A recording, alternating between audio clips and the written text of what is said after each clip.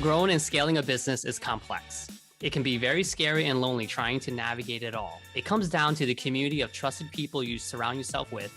Let's dive in to the Business is People podcast. Very excited to have our special guest today, Allyns Melendez, who is the CEO and founder of HR Transform. It's been very hard to get her on the show. She is someone that's highly sought after, and she typically doesn't do podcasting. So she is doing ours for the first time, and where I call her the Yoda of HR. So welcome to the show. Thanks, Kham. It's good to be here. A topic we're going to discuss today is, you hear about it all the time, retaining and recruiting, but specifically it's about finding, there's so much good candidates out there and they get really good at interviewing. So how do you weave through the chaos and finding the right person? Because I feel like the turnover is still really quick. Yeah. I think one of the tactics that I like to tell business owners is to start using a little bit more of the behavioral interviewing style as opposed to just the traditional questions. So for example, if you wanted to know, what would you do if your client was upset? That's a traditional question because it gives you an answer of what they would do, or, a yes or no answer. I would totally call them up and see what's going on with them and try to figure out what their problems are.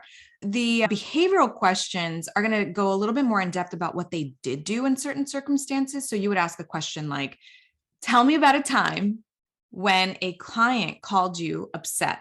What was the issue? And what did you do to resolve it? Business owners should get the answer that they're looking for, which is what did you do in that circumstance? Because that will help you analyze whether or not they're going to do the same thing at your organization. And the difference between what would you do versus what did you do makes the difference. So when you are interviewing and you start liking their answers, oh, you would call them up and you would do this. You really want to talk about tell me about a time where everything went wrong. Tell me about a time when you missed every deadline. Tell me about a time when a client left or a customer left your business and left a really poor review, or you had to handle a hard situation, or you had to resolve a hard situation. Those are the things that you want to learn about because you want to know what their mindset was in the moment, how they handled it. And then the most important thing, once you've heard their story, is what would you have done differently? Then you ask the hypothetical, what would you have done differently? And if they say, well, nothing, it went totally fine. Obviously not. We don't live our professional life perfectly. We make mistakes. We have problems that are difficult to solve. We may fail. You want to hear about those things and you want to hear how resilient the person is in solving that. Because if you do just ask a bunch of hypothetical questions, you're going to get somebody who may not actually do those exact things when the time comes with one of your clients. So for example, if somebody said, I would call your client up and find out what happened and solve the problem and make sure and follow up 5 times to make sure they were very happy. And then you hire them and that doesn't happen. I've seen that happen a lot of times where it's they gave me the best answer. And when it actually came down to doing that, day 1 or day 2 or day 3 on the job, it didn't happen. And now I'm second guessing that I made the right decision. So those behavioral questions become very important. Remember, the what would you do is hypothetical, traditional. And then your behavioral is what did you do when this actually happened to you or to your organization?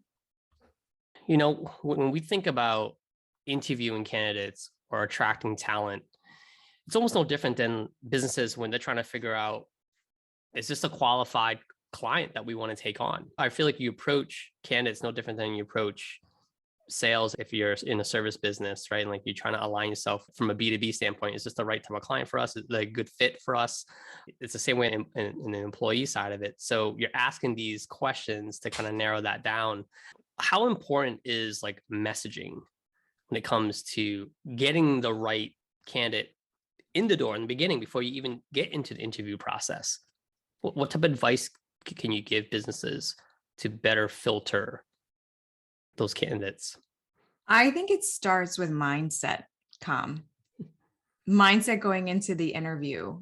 If you're going to interview someone and you're looking for someone to integrate nicely, you may want to ask questions about how do you integrate? How do you first introduce yourself to a client and see if it aligns with the way that you want to run your business? The other one is, can this person shake things up for us? Can this person actually inject something new and something different that changes our culture and our internal makeup at this organization? And thus, our clients may see us differently, may see us more progressive or more imaginative or more creative. What does this person do to this organization? So I would certainly think about, what is it that the company needs? Sometimes the company's like, join our culture, fit into this bubble. And what they get is someone who changes that bubble, maybe enhances that bubble, or doesn't enhance that bubble. So the mindset needs to be clear, right? The intention of bringing a person into your organization needs to be clear. One, they have a job to do. Can they do that job? Can they meet the expectations? Can they enhance the culture? Because if it's to fit in and just kind of like, just kind of slide right in and be almost unnoticeable, it may not be what you want, or it may be what you want. So I think you need to be very clear: mindset, intention. What do I need? What do I want? And what am I going to be okay with? Sometimes when you have people join the organization, I see this all the time, they change the internal knitting and the internal makeup of who that company is. The more different generations you bring in a bunch of Gen Zs, or you bring a bunch of Gen X or millennials, they're going to change the way your culture evolves. And sometimes companies say, wow, we're really changing a lot. There's a lot of, maybe younger folks here, and the mindset is different. So the person interviewing needs to be open and understand their mindset or their intention in bringing that person in terms of defining if that's going to be the right fit, right? Organization, job expectations, skill set, and can they come in and shake up this bubble that we've got going on? I'm hearing you, and it makes sense, right? You're asking these questions, but can someone, okay, I know that they may affect our culture. Are they aligning with the goals that we're trying to accomplish here? Is it that easy, or like, is there more nuance to, I mean, you're so good, you make it look easy, right? But there's gotta be nuances between like Googling it, maybe asking someone and just, okay, I'm going to just go into this interview and ask these questions to see if they align with our culture.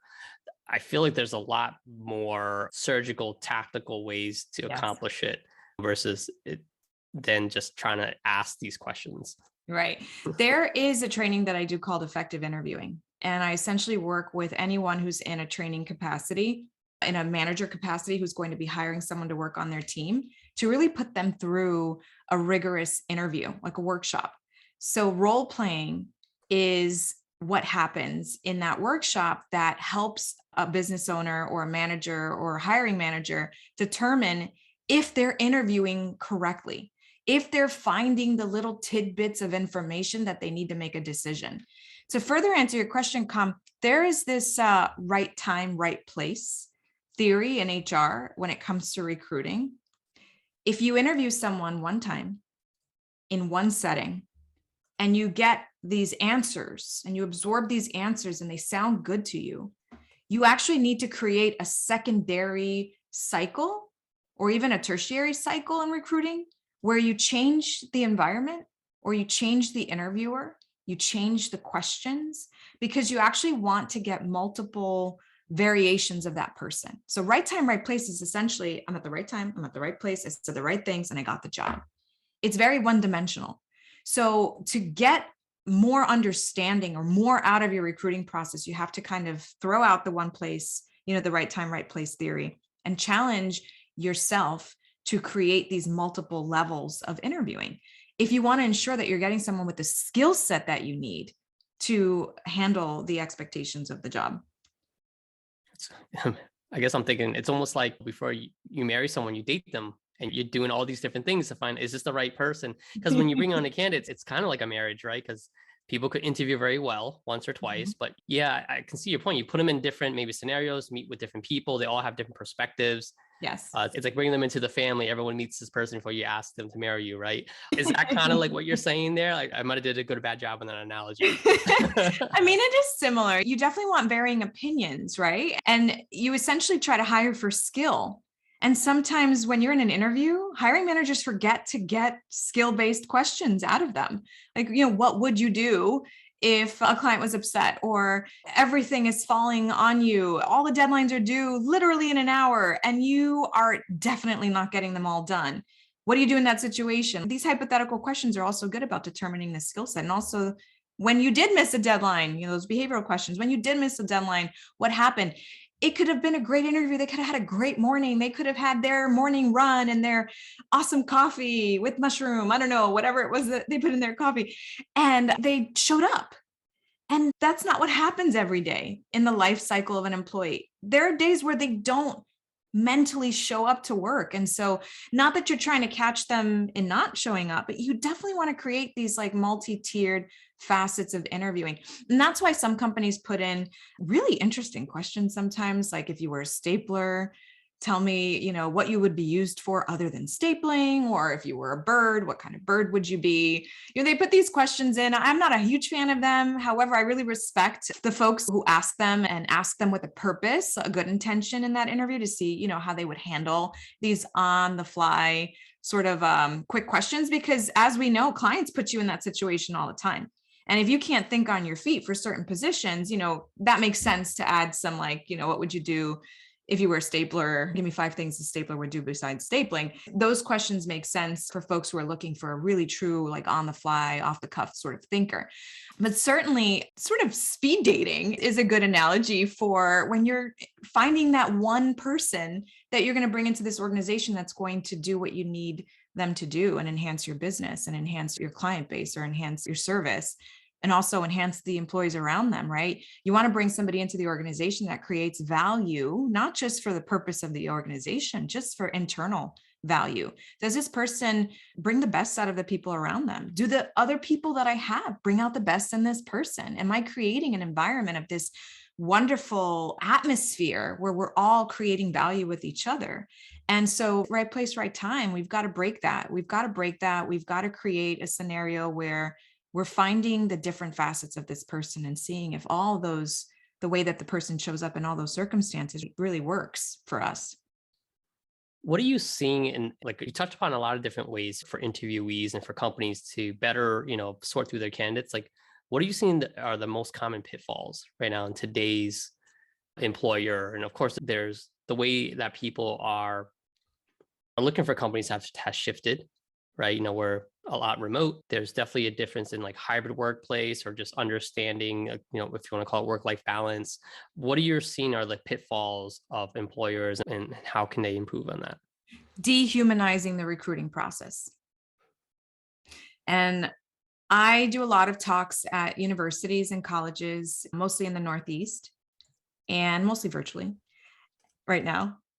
And I have gotten a few questions recently about, how do I ace the interview when it's a quick video interview, where on the screen it's being recorded, and on the screen the questions pop up, and they have to give their answer in the time allotted, and then it goes to the next question. And this is not a human to human interaction, it's a robot to human interaction. And these college students are really not upset, but scared, because they've never really interviewed before.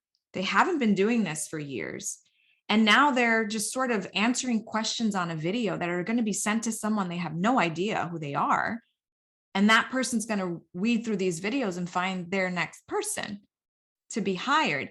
There's a lot of anxiety with the college students with this type of interviewing process. And so I think that's a pitfall right now.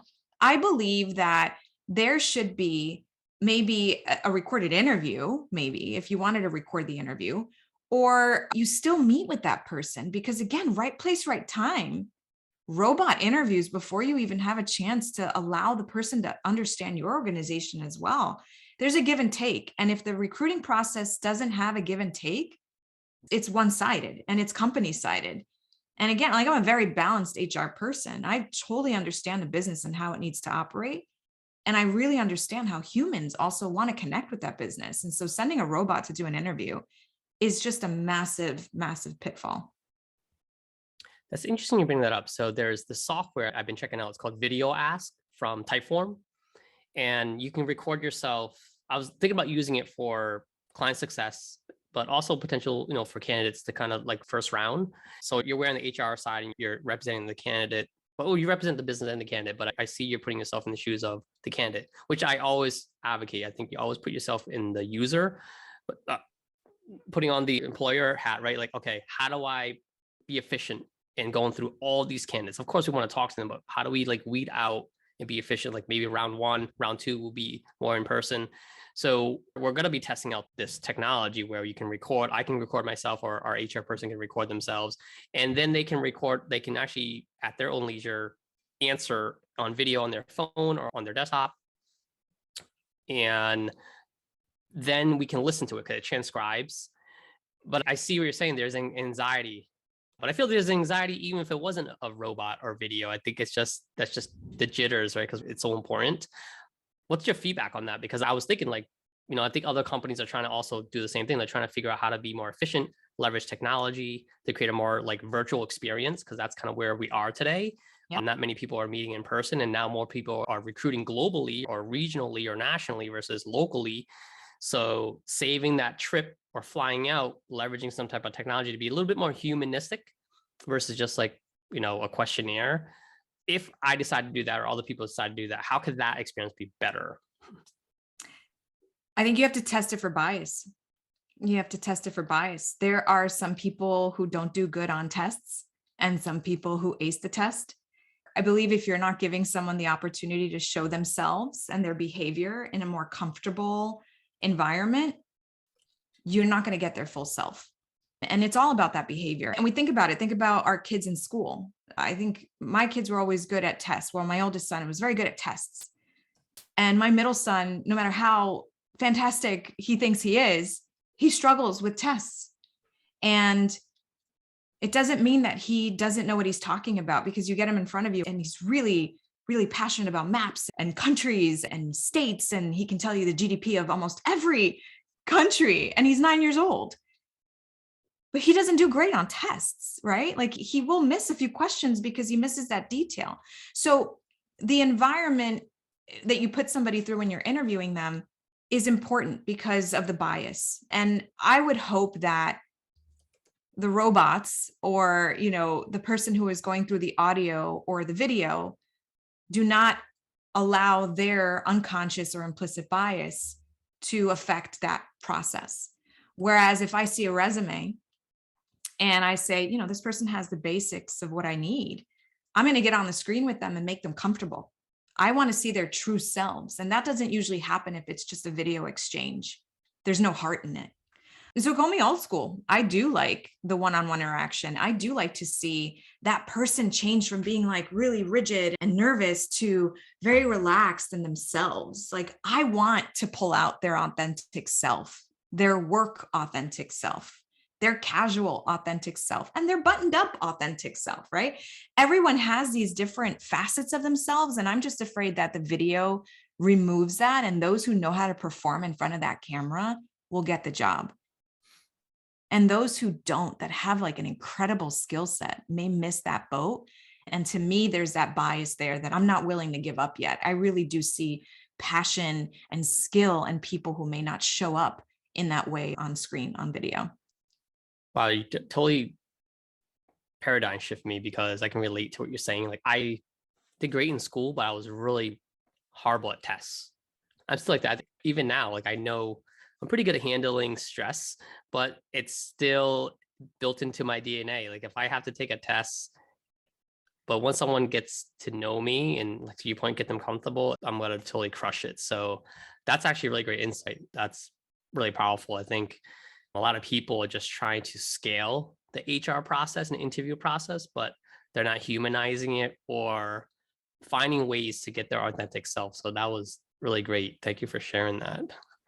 You're welcome. I just feel like if you're employing that human and they are going to have that human interaction with those people, whether it's virtual interaction with other people to get a job done or in-person interaction to get the job done, or they're interacting with your clients, I think you need to see what that looks like. I think you need to create that casual environment. I would always want to mimic what their real life, what their work life is going to be like in the interview process. So when I get on screen with someone, who's going to be client facing, and I see how they are with me, the one person that they started meeting with from the organization, I'm like, all right, this is what they're going to look like in front of the client. This is their best self, potentially. Let me see if they'll get more casual. Let me see if they get more rigid. I love to play off of those human behaviors that come out in the interviewing process. And especially for client facing, I want to present a candidate to a business owner or a hiring manager and say, they've got something great here. And maybe the skill is lacking, but it sounds like from these answers that there's something there, or they show up great. I don't know. There was no context to their answers. A robot can't tell you that. Not yet, at least. I mean, I know we're getting smarter out there. Just if you're going to I like to, again, mimic what they're actually going to be doing. And I pretend in my head, I am the client. I am hiring for them to fill this position. This is what that client's going to get. Is this what they need? And let me shift the environment a little bit and see how they respond to that behavior wise. So Allyns, do you think it's wrong then for like companies and HR departments trying to scale and be efficient in the interview process versus actually really focusing on the quality? Because the difference is you can get high volume and hopefully because you're trying to be efficient. And of course, everyone's intent at the end of the day, they want the best candidate. Right. There's two approaches, right? You can try to use technology and leverage it that way, or being mindful about the biases and taking the time to kind of have a live person to be agile, to ask contextual questions to get the true self out there. What do you feel, is one better than the other? There are people now listening, okay, I got to go through 1,000 resumes. How do I do this? I don't think it's wrong. I do think that it's very smart. It does weed out the additional HR overhead that you would need to kind of go through those resumes. And that's why, you have all these different softwares out there that find keywords in resumes. You have to be intentional in what you do. So is this to save you money, or is it to get you the best candidate? Are you going to reject a candidate because they didn't do well in their interview? You are. Could they have been a really great candidate or a really great employee of that company? They could have been. So I think if companies are cost conscious and they want to speed up the screening process, which is essentially what we're speeding up, because I'm sure if you get to the end of the process, you're doing more of those, really in-depth meetings and having them meet other people. If you want to speed up that part of the process, make sure that there's no bias. Make sure that you are not only taking that video and eliminating bias from that one video and how that person performed in the video, but certainly having maybe multifacets. Maybe they submit a paragraph or two that they have, 15 minutes to write or something. Again, people learn in different ways, right? There's your kinesthetic learner, there's your auditory learner, there's your visual learner. People are going to interview different ways. And so we can't expect everybody to be cookie cutters and perform on that one video. So I would say they're not wrong. It's certainly a huge advantage to scale that HR process to eliminate the overhead that's associated with having to go through all those resumes for hours and find the right person. There's something to be said about creating a multi-leveled virtual scale-up HR process. So I would say if you're just going to gather a video, make sure that there's video, make sure that maybe there's a document that's submitted like a resume, and also maybe ask some key questions that they can submit something in writing to, and then evaluate maybe those three things instead of maybe just a video and a resume. Like I said, on the fly thinkers may not always be what you need. You might want somebody who wants to take some time and analyze their answers. I do a lot of work with behavioral analysis. And so currently a big fan of DISC and Taking Flight with DISC from Merrick Rosenberg. And he's very good at really assessing these behaviors. And I'm also PI certified. So I think about those folks who are low Bs, who are very low parrots, right? Like their talkative and social side, it's not easy to draw that out from them. And so if you put somebody on video that doesn't have the time to kind of formulate their socialness, they're not comfortable with a robot, you're not going to get like a really wonderful view of them because they take that time. And I work with a lot of people on thinking on the fly. I do a sort of a performance-based workshop on thinking on the fly. And one thing that I've seen is that a lot of them want, well, what are the questions that you're going to ask me so I can be prepared? Some people brainstorm in private. Some people want to answer things and research and be intuitive in private. Me, I'm the opposite. I could get here and answer questions, and I'm comfortable with that. I'm a social person. I think on the fly out loud. And when you put somebody in the position to do that, that's not inherently a talkative, social, on the fly kind of person, someone who likes to think in private before they speak up, they're not going to ace that video unless that's what you're looking for, which I tell you, if you ask a question and you get crickets in response, you're probably not going to choose that person on the video. So multifaceted, scale it, but certainly create a multifaceted way for that person to submit their skill and submit their brain, essentially, to give you what you need. And then use your technology to weed out that person. No, that makes a lot of sense, because if you're hiring someone technical, they're probably someone that's very mindful and takes time to analyze and make a decision. So if whoever's interviewing is expecting quick, snappy responses with, nice, like good emotion, that's not going to happen, because Right. that person probably is going to be more behaviorally, naturally an introvert. So like that's actually really great feedback. And then we've used predictive index, so it's been amazing for us to understand how to ask the right questions. So using tools like DISC and PI predictive index has been great, not just for interviewing, but also managing people. I think understanding, your communication styles. And again, it's tools out there that's available. So it's really up to the company, the leadership team, and HR departments to kind of find the right mix that makes sense for them. When someone is on the fence about these tools, because you brought it up a couple of times, do you feel it's a deal breaker? Do you feel like, is it that much more of an advantage to have a tool like this in today's, interview process or HR process versus not? I really like it. And it can go both ways, because if you're someone who can pick up on other folks' behaviors, because DISC and PI, it's not about skill, it's about behavior. If you can be in an interview with someone, you pick up those behaviors yourself. You could see, all right, so this person is very casual and very talkative. They seem very sales oriented. And maybe it's an accounting position where they're going to be in a room by themselves, crunching numbers, not a lot of human interaction in their everyday. You can ask questions about that and say, how do you focus on the finance work? How do you create space for yourself to get that done and be super detailed? So those PIs and those DISC allow you the information that you need to determine, is the behavior that's inherent with this person going to be great for them in this role? And you can ask those questions that kind of bring that out.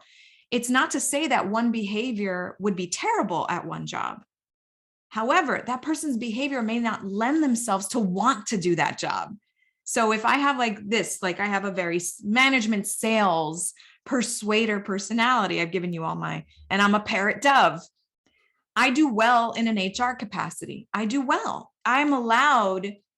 It allows my behaviors to come out naturally in that role. However, I also do a lot of financial work. Do I love it? No, I'm great at it. I do it really well. I don't want to spend 100% of my time there. I want the behaviors that are natural to me to really shine in my work. And so when I do the HR side of my job, it shows.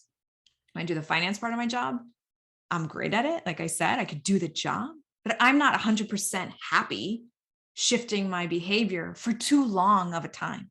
So usually when people know what their behaviors are, they will gravitate towards jobs that fit that, right? So if you're very high D, right? Like the high formality, very high owl, you're someone who is going to love those high attention to detail jobs. Could be accounting, could be, a data entry person. It could be someone who's really great at analyzing data and expressing it in a very analytical way. There's so many different roles that would work, but then maybe they're also a salesperson and they lead with data, and that's what you want. So you want someone who's very talkative, but also very data detail oriented. So really thinking about, how does the natural behaviors of this person lend itself to the job that they want, that they enjoy. You ask questions about, what are your passions? Why did you get into accounting? Why did you get into sales? Tell me about your journey. See if their story comes out in the way that you want it to translate to your clients or to your people internally, if it's an internal job. So I love using those tools because it allows me more information to have a thoughtful conversation around the actual role. And there are some red flags that come up for people who do use PI or DISC in the recruiting process, right? And it allows the opportunity for you to answer those questions, because some companies just say, oh, they're not social, so it's not a good fit. That's not true. Talk to them, see what their shift is, see why they are a chameleon. Why are they, they're a very low talkative, very private, introspective person that's applying for sales. Why? Find out. That's the beauty of finding out. Like, they applied for the job for a reason. Find out their intention. Is their intention to just get a job and get money? Or is it to further their career? Is this feeding something inside of them that is important? I think about it, right? The company has a job. You have a purpose. You have clients that need you. You are contractually obligated to perform for these clients, right? There's a lot of pressure on businesses to do that. These people come in and they carry out that mission for you. They carry out those contractual obligations. What is their intention of working at your firm? You've got to bring that out. And when you understand their behaviors, then it really creates thoughtful conversations for you to know if they're going to actually follow through what you need to do as a business owner. And some people want to just get a job to get a job. And I understand that. That's very, very important. We need to pay bills. We need to further our careers. We're satisfying something in our personal lives that we need. So they need something from you and you need something from them. And getting an understanding of that through PI and DISC, enhancing the conversation, not creating the conversation, enhancing the conversation. That's why I love it. And if you are someone who is an analyst of PI, or you've been trained for PI, or you've been trained for DISC, you don't actually need the personality profile in front of you for you to ask those thoughtful questions, because you may understand and pick up on those behaviors on your own. So there is a benefit for using that mindset, using that sort of behavioral mindset, and drawing out, why us? Why this job? Why this career? Talk to me about you. Get that and see if it fits. Drop the mic. And that's the core of it. But like, there's so many layers, like listening to what you're saying, there is so many layers. I just think some employers and some HR folks or interviewees aren't uncovering. And all the good nuggets and tips you shared today were wonderful. So it's already at the end of the hour for us. And I hope, to have you back, Allyns, if this is something that, you have the time for to share with us again. But I mean, this was wonderful. Like, a lot of great insights here today. So thank you so much. Thank you, Kham. I am happy to come back. All right. And if folks, wanted to reach out to you, or they just wanted to get a chance to say, you know what, I love what Allyns is saying, love to partner with her, like, what's the best way for them to get a hold of you? Certainly on LinkedIn. You can look me up. My name is pretty unique, so you can easily find me on LinkedIn, or you can email me at Allyns, ALLYNS, @hrtransformed.com. All right. Well, thank you for everything that you do and go out there helping employees and employers, level up all the time. So thank you. If you have any questions and topics you'd like us to cover, please email me at podcast@inthinkagency.com or message me on LinkedIn.